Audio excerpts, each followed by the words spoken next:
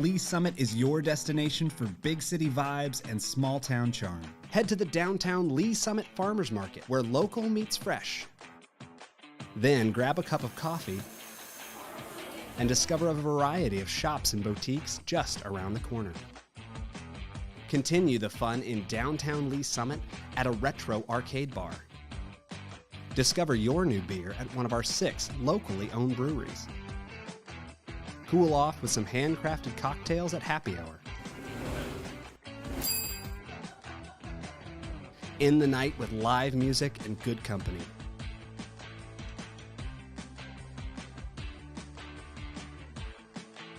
Lee Summit, Missouri.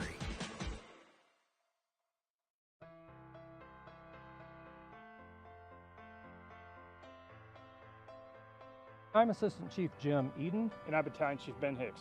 And today we're at Lee Summit Fire Station 3. Fire Station 3 was part of the 2016 no tax increase general obligation bond for public safety initiatives. The station was built and occupied in August of 2020.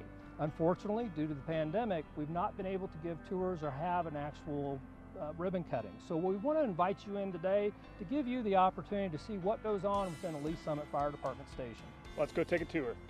This is our admin side of the facility. We use this side mainly for offices. We have a lot of work during the day, whether it's training or doing reports or just generally taking care of the shift that we need to do. At this particular station, Station 3, we do have an assistant chief that works out of here. That person has their own office where they need to manage what's going on throughout the day with the shift and staffing, and as well as running calls out of here. The captain has their own office as well. What the captain does is at this specific station is in charge of both the fire truck that's here as well as the ambulance. And so with all those personnel responsibilities as well as running calls and reports, that's where they work out of.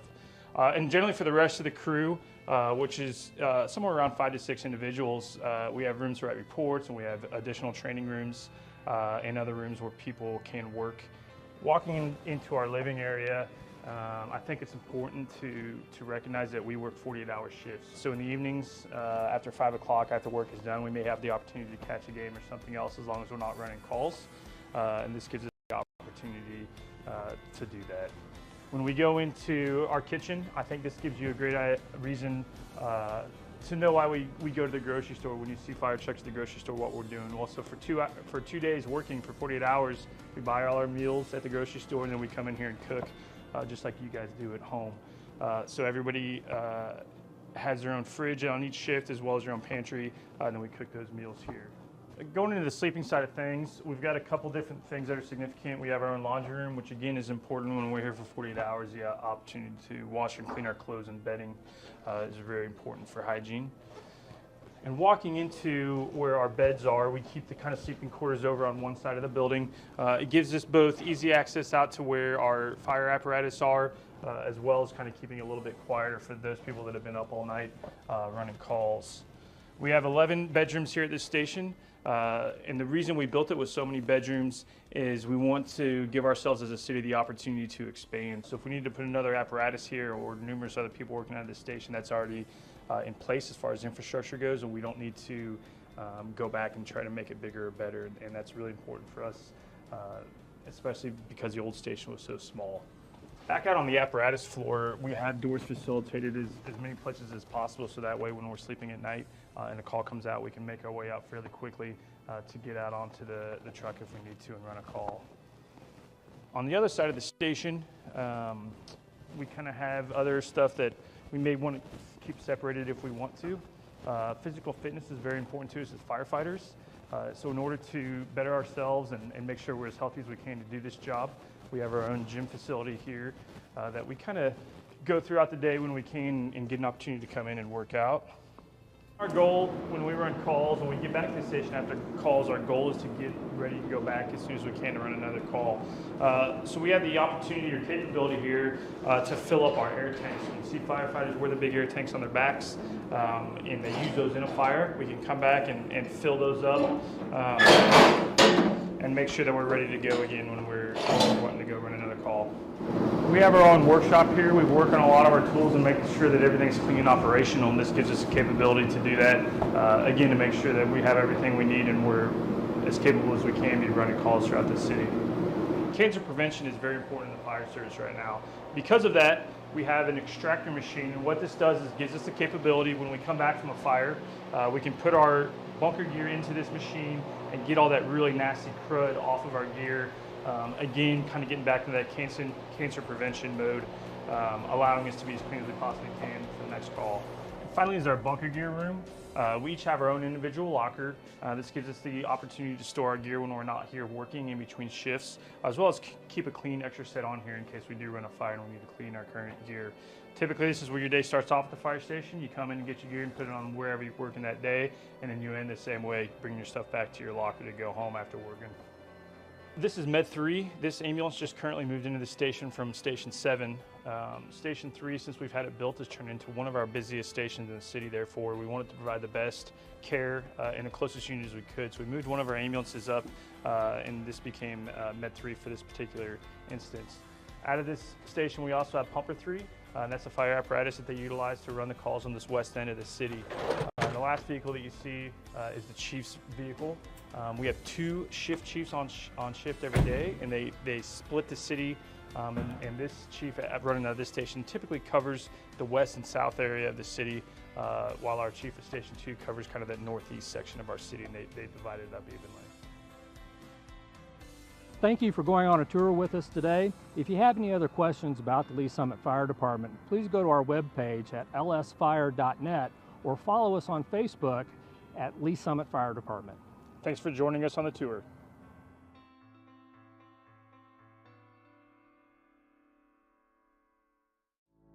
Traditionally, we think as police officers, those responding to law enforcement needs within the community. But honestly, we are there to serve our citizens, and our citizens do go into crisis. They do have mental health crises, and we're being called to those scenes on a regular basis. In order to help serve those citizens better, we did initiate the Crisis Intervention Team Program. These are officers that are specially trained to de-escalate crisis situations. Recently, we've brought co-responders onto the scene, licensed qualified mental health professionals housed within our police department, and they respond with those officers directly to those scenes where a crisis is occurring so they can interact with that citizen and get them the help they need right there on that scene. The co-responders are either a bachelor or master level in a behavioral health related field. They wear plain clothes, they don't carry weapons or anything like that.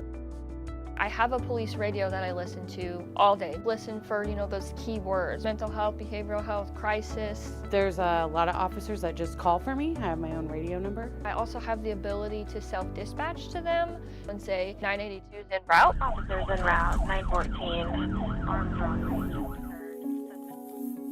So typically I arrive after they've made it safe. I'll make contact and get kind of the rundown, and then I just kind of jump right in. I'm like, hey, my name's Allison. I'm a mental health professional. I'm here to help you.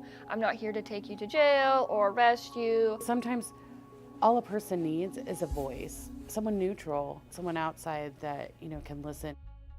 I do a lot of safety planning, including family, their support network, who's close to you. If they're home alone, who can come over and hang out with you today? Can we lock away your sharps? Can we put up your meds? Do you need meds? Can we get you over to the urgent care to get you assessed for your medications? Some of them also are like, oh, I'm so glad you came. This made me feel so much better. Our main goal as co-responders is to, one, get people connected to the services that they need, and also divert from emergency rooms and jails. And they almost get a different view of the police responding. That lets me know you care and the officers care. Please, how can we help you? My husband has... In 2020, we had 722 mental health related calls for service. 2022, by that time, 1,479. These mental health related calls for service are increasing. How we're responding to that is increasing the number of crisis intervention team officers we have available, as well as the number of co-responders we have available to respond on these calls. So what I think is important for the community to know about the co-responder program is that we're here, we exist. All you have to do when you call 911 is ask for us. Say, hey, I want a co-responder to respond to this crisis, and we'll go. I was really struggling about 8 years ago on my personal journey with mental health, and I met some amazing social workers and amazing programs that have helped me get to where I am today. I really couldn't see myself doing anything else. We want to help, and that's what we love to do. also had a client, we got a call, she had some suicidal ideations, and she really felt that she had nobody. And and getting to know her story and getting to know who comes around and sees you, well, then we found a support person and they responded immediately and we made a plan. I called back and checked on her in an hour, and then I checked on her in 2 hours. We were able to get her into the additional services to where she talks to someone every week or more. I just took a person that really just thought they had nobody and nobody would show up for them, and show them you do. And you'll be amazed who is in your corner if you just simply say, I need a little help.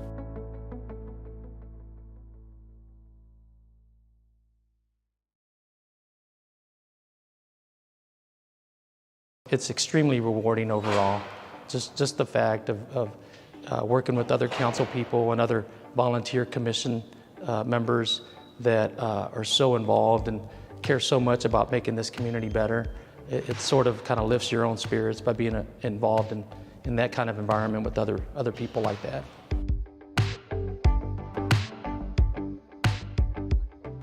For many years, I was a typical resident, raising a family, going to work, in many cases leaving the city for employment, and went through a leadership class through the chamber, learned a lot about our city and learned about all the great amenities and resources we have, and was asked if I was interested in volunteering on a commission.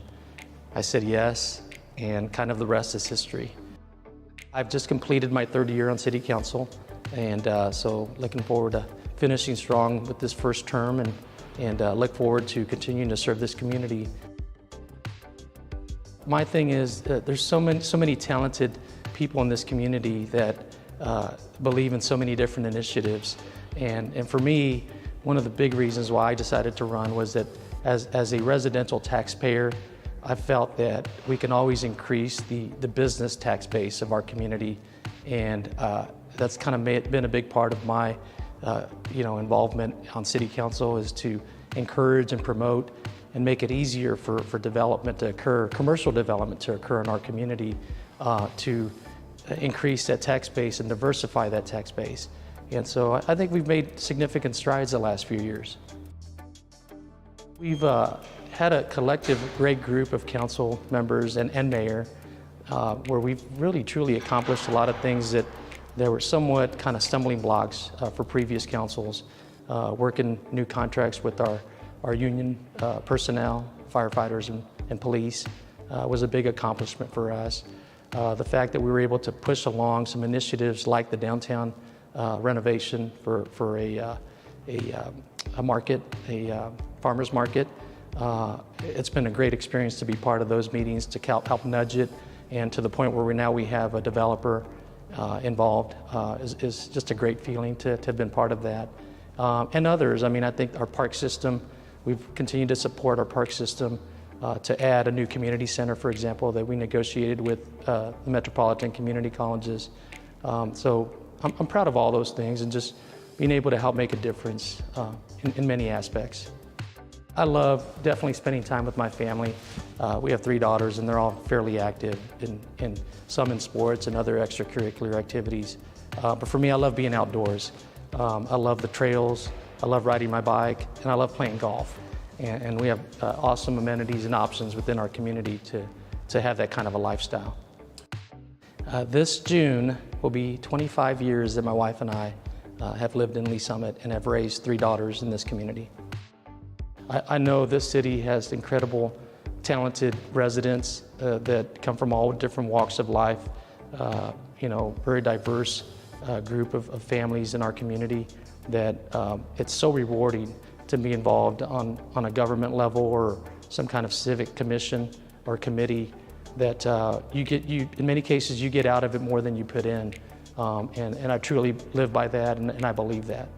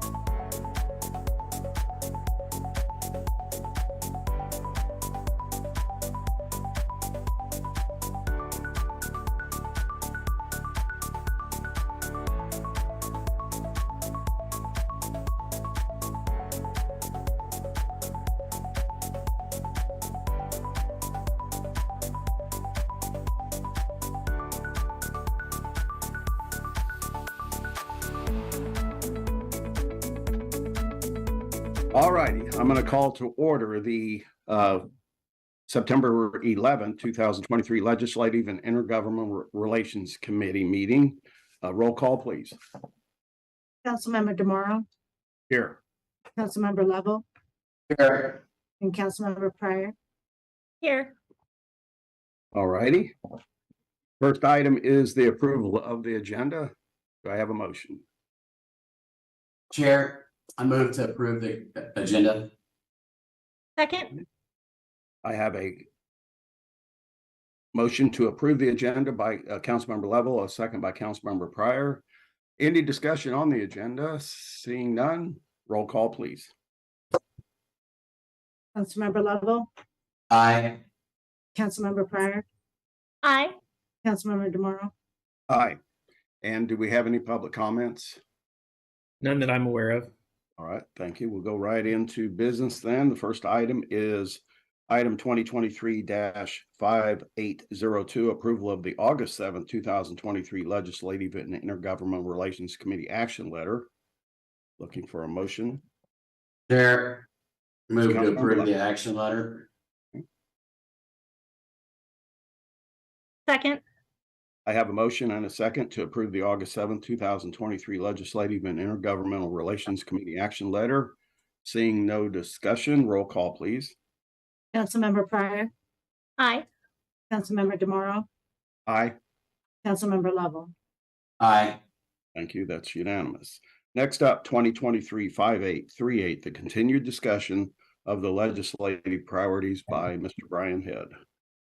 Thank you, Mr. Chairman. So at the last meeting, we provided the last year's priorities. As you all recall, they're general. They're fairly general. They're not super specific. We did have three things that we wanted to include. Specifically, Crystal was talking about the Amtrak up to up to 3 round trips a day, getting funding for that. We wanted to put a mention in the landfill, and then maybe some discussion about finding funding for 470. So my plan going forward from here would be this. We will create just basically a Word document, and I'll work some language in to that Word document for these three things. And then I will try to do that in the next few days and get that out to the committee. And then when we come back the next time, I would like to be able to maybe kind of finalize that language and maybe have some designs to pick from, how it would look, in the final form. Were there other items that you all would like us to work into the priorities this year? I'm satisfied. I would wait and have some feedback from Councilmember Pryor and Councilmember Lovell if they're okay with that. Those two items that Brian spoke about. We talked about on the dais because of the potential increased just traffic coming to Lee Summit because of the World Cup. And if we could have 3 trains, because it's well stated that people are going to stay up to 200 miles away to attend that huge event. So any comments? I'm good with it. Okay. Oh, I'm good with it. I would eventually like to see 3rd and 50 as one of our priorities. I think right now 470 takes precedence, but I would eventually like to see that whole thing on the list of priorities. For funding, you mean for funding? For funding. Mm-hmm. Just because I know that it's ranked up there on their list of things that need to be done, but it just hasn't quite yet made the list. And I think that, with us redoing the 3rd season, that would be important maybe next year, so I'm good with that for this year. Well, last year what we said, and I remember this one specifically be included, and we may want to be more specific.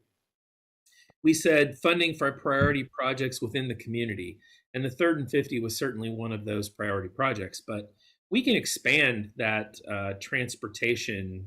We can expand that a little bit. So, and it looks like really Amtrak, that's transportation, and I-470's transportation, and then 3rd and 50 also transportation. So transportation's a big one. Then of course landfill, and then probably that one needs to go under, I don't know, municipal authority maybe, under that category. And for the design, I don't know if you all remember, this was last year's with the bubbles and the whatever. Mm-hmm. Okay. I'm going to ask him to do something that looks a little bit more legalistic, a little more Greek column-y. I mean, is kind of what I have in my head. Something a little bit more, I don't know. I don't know how to say it. I'll have to figure out a way. Otherwise, Cheryl and her staff won't know what I'm saying. But I'm going to ask them to come up with something like that maybe uses our colors a little differently. Something like that is kind of what I have in mind. That's a good idea, and the fact that when we were speaking to the senators and the reps down in Jefferson City, there was only one out of a group of 5 that could recall getting a legislative priority. Now I'm sure they saw it, but they may have, there's a little bit of time that passes, and maybe something that they'll keep handy, Yeah, and we'll kind of put that on the front burner, as you know, and for both of these items today that we're talking about, the lobbyist RFP and for this, I'm going to try to get some work done on these because I am leaving sort of for an extended period of time. I've basically got I've got 2 weeks in the office, so including today, and then I'm out of the office for about 2.5 weeks. Wow. So gonna be gone a little while, but I have a good crew, so I'm not worried about it. But I'm gonna try to get this done so that it can all be, ready in a more final form by the time I get back. As far as the landfill goes, is this going to be a generalization priority, or are we going to specifically target the House of Representatives and the Senate? Well, as far as this priority, we're just going to mention landfill and local authority. Probably is kind of the way I was thinking about it, and then but then as far as what our strategy is and how we may want to go forward with whatever actions that need to be taken and where we focus those, we'll have to work closely with whoever our lobbyist is to figure out where the pressure points are, and that's who we'll need to be talking to, and the tactic we'll need to be taking. Okay, good deal. Well, then you want a motion, right? You're looking for a motion to do those, or are you just going to? It was really just a check-in to see if anybody had thought of any other priorities they would like to see added to this. And then we will we'll work it up in a Word file format. And I plan to forward that out. And I'll make sure that the clerk has a copy of it as well, just for open records reasons. But I'll forward that out. And at that point, if nobody has any further comment, I'll give it to Creative Services team to start working into a brochure for us, so that we can have something to show you. I think our next meeting is October 23rd. I'd like there to be something for you to look at that meeting that was in not a final form, but in a closer to final form. Okay. All right, then it's fine with me. Mr. Lovell, Ms. Pryor, you have any other further comments on the legislative priorities? Okay. All right. I think we're good to go on that one. So we'll just call that one good until we see something. Okay. Or when we see, I'm sure it'll be fine. Not when we, okay. So continued discussion 2023-5839 of the lobbyist RFP and contract. Mr. Brown. Yeah. If you remember last meeting, we discussed that our contract ends the end of October with the Britain Group. And I made sure that you all had the previous RFP that was sent out, as well as our contract with the lobbyist. And my question for you all then was whether there were additional services that our lobbyist does not provide now that you would like to see him provide. If not, then we'll probably go out with something pretty similar to what we have. But if there's something else we need to include in the scope of services, I'd like to get that added on the front end. My intention would be to get that finalized and on the street about the time that I leave, so that while I'm gone, we can be getting those responses back, and so that when I get back, it'll be ready for you all to make a selection the end of October, and we can have something in place in November. Okay. Councilmember Pryor, Councilmember Lovell, did you, looking through the document, did you see anything that was missing or you would like added? I mean, just kind of, and I didn't look through the document super thoroughly, but I do think that, I mean, just generally speaking, it's hard, but I do think that just currently the landfill topic, I think that, but I don't know how to put that I don't know how to put a temporary situation in a more permanent document. I don't know if there's a way. Yeah, that actually was going to be my question too. I don't know how much the Britain Group had to do with the landfill discussions at Jefferson City, and I would also like to see if that be a requirement that they could enter into that and then tell us, cry uncle, I need more help to yeah. I know that Jim and there was another gentleman that they were working with that was specifically working on the landfill issue. I think they were doing a lot of work behind the scenes on that landfill issue. And I wish the mayor was here, because I know Jim also kind of helped him when it was time for him to go testify and things like that. He helped get him into the right spot and do all those kinds of things that a lobbyist does. So I do think they worked on it. Now, I can't say with certainty how much time they spent on it, but just from talking with Jim, they were pretty active in it from what I could tell. But we can put something in the RFP that says, and the way we might approach that is eliminating any firm that does work for solid waste entities, because I have seen situations before where you get involved in lobbying for cable or telecommunications or something, and your lobbyist works with another lobbyist who is a lobbyist for the telecom companies, and it all just feels like a big conflict.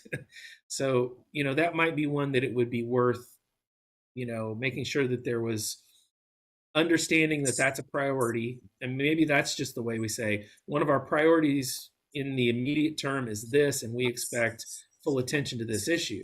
I mean, that might be it, and then we would disqualify, anyone who has worked or is currently engaged in solid waste activities, solid waste legislative activities, something like that.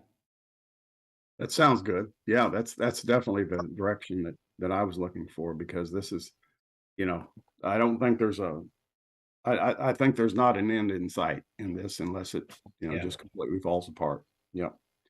So anything else, guys? Anything else, Mia and John, that you see? I think we're good to go on that one too then, Brian. Okay. Yep. And Well, go ahead. I'm sorry. I was just going to say I'll take my marching orders on those two things and try to get those things done. And I will get with procurement on that RFP. And just so you all know, typically the way that works is the RFPs will come into to procurement. They will make a determination if a firm is qualified or not, and then ultimately we will receive whoever the qualified firms are, and you can make decisions from there. Okay, that sounds good. Well, I think we buttoned that one down too. That leads us, unless there's any more comments, that leads us into roundtable. Any roundtable by anyone? Councilmember Pryor, you look like you want to say something. Oh, I do. Okay, so no, I was just wondering, and I'm guessing that nobody has really any answers to this question because it's kind of, but the Evergy plans, I guess a lot of the states they're able to, I'm hearing feedback. I don't know. It's probably just my computer, so that's why I keep pausing. But a lot of the state of Missouri is able to opt out of the Evergy plan, but I mean, not of the new the whole, whatever it's called. But we're not, Evergy's not able to opt out of it. So I didn't know, or not Evergy, but more specifically, our little area of the state is not able to opt out of the plans that are launching in October or November. I've heard 2 separate dates now. So I didn't know if you knew why exactly we're not able to opt out. I know that I'm trying to find what I read about it, but it essentially said, most of the programs are star reviewed, were opt-in, meaning customers had to choose to join them. Among those plans that customers are placed on, automatically most have an opt-out option. Evergy actually proposed an opt-out option for its Western Missouri customers when it first pitched this rate change to the state's Public Service Commission, which regulates many owned utilities. But the commission decided not to allow Evergy customers to opt out at this time of use rate, despite allowing this option afterwards, and then it lists several other companies they are allowing, and then the eastern side of the state is allowed to opt out. I don't know if I read the same thing, but it was generally Ameren, the old Union Electric and the cooperatives in rural Missouri, from what I read. But Brian, do you have any information on that? I don't really. I know, the issue there really isn't a legislative one. The issue there is an administrative one through the Public Service Commission. And it's unfortunate, but cities have been basically stripped in instances of our ability to have any kind of dealings to a great degree with Public Service Commission. We used to be able to regulate, we used to be able to have franchises, all that kind of stuff. Most of that's been taken away. Brian, Chair, can I add to that? Yes, So, please. Mr. Dunning did reach out to our Evergy contact to get more explanation from Evergy's side about what they pitched. So these rate making proceedings happen typically many years, or sometimes at least a whole year in advance before they go into effect. And like Brian said, we used to have the opportunity to review those. Now we basically have the same standing as an individual citizen. So we could in the future make comment more often when those rate making matters come before us, whether it's with this lobbyist firm, there are particular outside counsel that support this. The state I worked in previously, this was a much larger matter because we had our own electric utility network, so it was a little different, but I'm not sure we would make much impact, but it is something we could do as a matter of representing the impact to our citizens and our resident businesses when these rate making hearings occur. We could go and testify on their potential impact to our customers.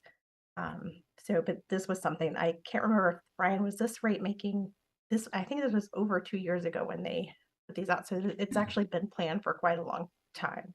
We've kind of missed our window to impact it. But Yeah, I don't know. I don't remember ever hearing anything about it. I don't think we were provided notice of rate make. It was probably in the newspaper, probably a legal notice of some kind, something like that. They're not required to notify us as a city anymore in Missouri. And I will tell you, I have participated a number of times in rate making cases with the state. Well, yes, with Public Service Commission, with Missouri American Water specifically back in the day. And it's kind of a hostile place. It's a difficult place to get your traction on. Councilmember Lovell, you're feeding back really bad for some reason. You may want to mute. So we could go do that. I don't know how effective that would be, how effective the use of our dollars that would be. Maybe our role here is need to help provide some information or just get some links to where the information is and get them on our website or something. That might be helpful. I'll let Crystal and Creative Services and Admin talk about that, but that might be helpful to explain the rate plans. But as far as why we can't opt out, I'm assuming based on what we're hearing that it's just because that's the way the Public Service Commission decided the rates should go into effect. And remind us that the Public Service Commission is separated by districts, right? So we have a district representative. Is that correct? I'm thinking that that's the way it is, but I'm not sure. I don't remember. I think they are. I know they're all appointed by the governor, and maybe they have some geographic distribution, but I don't know how it overlaps with like legislative districts or anything like that. I might be thinking of the Missouri Highway Commission because they are regional. Yeah, maybe that's definitely. Yeah. Yeah, I may be confused. Yeah. But the bottom line is, I guess there's no going back. I mean, the rate increase is going to happen here in a few, 2 weeks, and there's no going back, no changing it now. Yeah, I don't know how you would do that. I know that we don't have standing. I mean, like if we wanted to try to bring a lawsuit or something like that, we would not have standing in the Public Service Commission to do that. I've tried that before. It doesn't work. It is very difficult, and the only way to change a rate is to have a new rate making proceeding moving forward. And I don't think in Missouri we even have the right to call for rate making. So,